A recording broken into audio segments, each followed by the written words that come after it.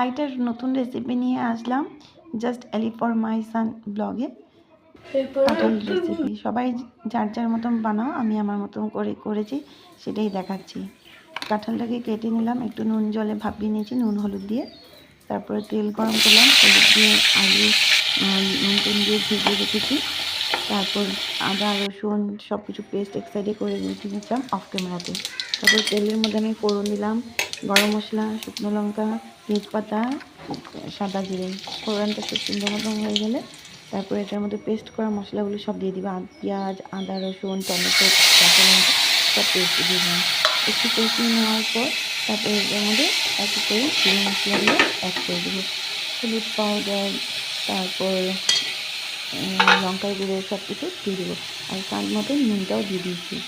একটু কষিয়ে সুন্দর কষিয়ে তারপরে কাঁঠালটা এটার মধ্যে দিয়ে দেবো। সিদ্ধ করা কাঁঠালটা দিয়ে দিলাম, আলুও দিয়ে দেবো। তারপরে কষাতে ভালো করে কষিয়ে ভালো করে কষাতে হবে মাংসের মতো, তাহলে খুব ভালো লাগে খেতে। কষাবো তারপর অল্প গরম জল দিয়ে সুন্দর করে ফোটাবো, ব্যাস কাঁঠাল তরকারি রেডি। আর নামানোর আগে অল্প ঘি দিয়ে দিয়েছিলাম, সেটা দেখাতে ভুলে গেছি। বাই বাই, সবাই ভালো থাকো।